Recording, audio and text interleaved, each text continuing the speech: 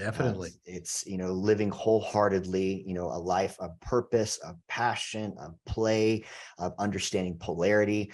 I'd love to spend a few minutes talking about, what it looks like when you live as an integrated man, a wholehearted man, from your perspective, because I think this is where every nice guy wants to get to. And that's such a good question, because we nice guys, we men are pretty black and white. It's either this or that, right? So guys will read my book or hear a podcast or listen to an interview, and they'll say, all right, Dr. Glover, I get that being a nice guy, being passive and avoidant, pleasing, that's not serving me well. But I don't want to go be the asshole jerk. I don't want to be, this bad man either. I need to find that balance. And I always smile at that. And nice guys always are seeking balance. And I usually tell nice guys, I don't know any successful person that's particularly in balance. To really get shit done in this world and really live our purpose. Yeah. It means getting out of balance at times. Maybe not all the time, but yeah, you got to be willing to get out of balance. But here's what I tell nice guys. Okay, I don't want to be a nice guy.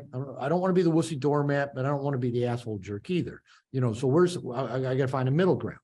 And I'll say, I don't know where the tipping point is between two dysfunctional extremes. I think both the nice guy and, the jerk are both on the same level, same plane. They are both trying to manage their anxiety and toxic shame. They're both in a fight, flee mechanism. The nice guy's just mostly in flee and freeze. And the jerk is mostly in fight. And so one is just more aggressively trying to manipulate the situation and the people around him. The nice guy is more subtly and indirectly trying to manipulate the people and situations around him. So finding something in between that doesn't work. So we have to come up to another plane. We have to bring it up to another level. And again, it doesn't matter if we call it integrated man, conscious man, authentic man, high value man. This is another plane. It's not just doing a little bit less or a little bit more of the stuff down here. And I think there are several components to becoming that integrated man as I describe it. I think one of the first is learning to soothe ourselves, because I think nice guy syndrome is primarily anxiety-based and shame-based in nature. So we have to learn to soothe our anxiety if we're going to live differently and respond differently. We have to learn to release our shame. We have to have safe people that we can begin revealing ourselves to and get more accurate feedback as to who we really are. So as we release shame, we can be more visible, more transparent, more authentic. We don't have to hide anything. I think we have to get connected with men. And most nice guys are not particularly connected with men. We have to get more differentiated, where we can be able to ask ourselves, what do I want? What's important to me? What feels right? And then follow through and do that, even when there's resistance from outside of you or resistance between your own ears. We have to be more conscious, just more aware, more in the moment, more paying attention. There's several pieces to this, and I usually list about 4 or 5, 6 pillars of being this integrated man.